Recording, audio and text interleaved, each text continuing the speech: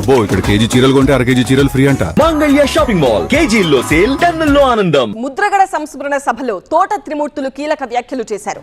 ముద్రగడ పేరు జాతి గుండెల్లో నిలిచిపోతుందన్న ఆయన ముద్రగడ ఉద్యమాలు తరతరాలు గుర్తుంచుకుంటాయని కొనియాడారు.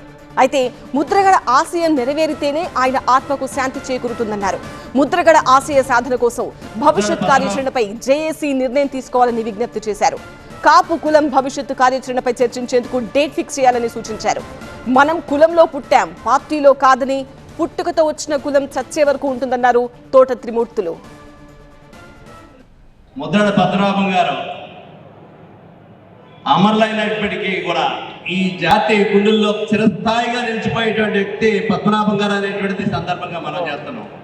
ఈ జాతి ఉన్నంతకాలం కూడా గుర్తుపెట్టుకునేటువంటి వ్యక్తి. ఈ జాతిలో ఇద్దరు గురించి చెప్పుకోవాల్సి వస్తే వంగవీటి మోహన్ రంగా గారు చచ్చిపోయి సుమారు 40 సంవత్సరాలు అవుతున్నప్పటికీ ఈ రోజు కూడా బతికే ఉన్నాడు జనం గుండెల్లో. రాబోయే రోజుల్లో కూడా పద్మనాభం గారు కూడా రాబోయే తరాలు కూడా గుర్తుపెట్టుకునేటువంటి విధంగా చేసినటువంటి ఉద్యమాలు చేసినటువంటి వ్యక్తి పద్మనాభం గారు. ఆయన అనుకున్నటువంటిది నెరవేరినప్పుడు మాత్రమే ఆయన ఆత్మ శాంతించేటువంటి వ్యక్తి.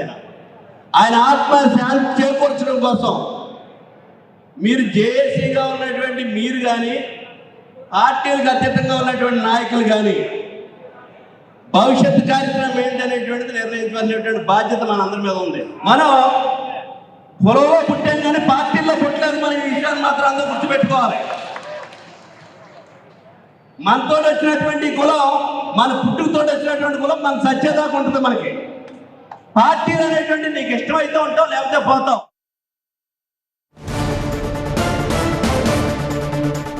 అలాగే బోండా ఉమా నోటీసుల వ్యవహారం పైన కూడా తోట త్రిమూర్తులు హాట్ కామెంట్స్ చేశారు. గత 10 రోజులుగా రాష్ట్రంలోని పరిస్థితులను గమనిస్తున్నామని, ముద్రగడ సంస్మరణ సభలో పాల్గొన్న వారికి నోటీసులు ఇస్తున్నారని ఆరోపించారు. వివరణ ఇవ్వాలని కాపు నేతలకు నోటీసులు ఇవ్వడం దుర్మార్గమన్నారు తోట త్రిమూర్తులు. మరోవైపు కాపు రిజర్వేషన్లను జగన్ అడ్డుకున్నాడు అనడం సరికాదన్నారు. కూటమి ప్రభుత్వం అధికారంలోకి 2 ఏళ్లు కావస్తున్నా కూడా కాపు రిజర్వేషన్లు ఎందుకు అమలు చేయడం లేదని ప్రశ్నించారు. కాపు రిజర్వేషన్లు ఇస్తామంటే కూటమి ప్రభుత్వాన్ని ఎవరైనా అడ్డుకుంటున్నారా అంటూ తోట త్రిమూర్తులు ఫైర్ అయ్యారు.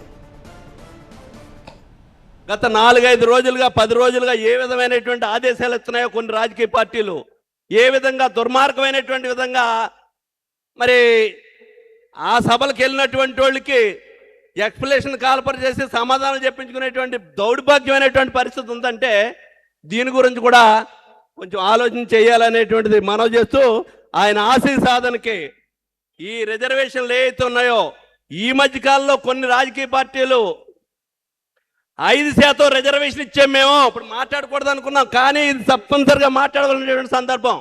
5% రిజర్వేషన్ ఇచ్చాం మేము అని చెప్తున్నారు. బీసీ రిజర్వేషన్ ఇచ్చామని 5% చెప్తున్నారు. ఈడబ్ల్యూఎస్ రిజర్వేషన్ ఇచ్చామని 5% చెప్తున్నారు.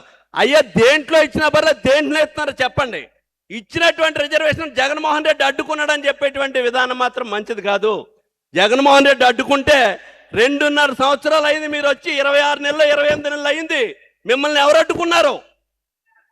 మిమ్మల్ని ఎవరిని అడ్డుకున్నారా? ఎందుకు చేయలేకపోతున్నారు మీరు?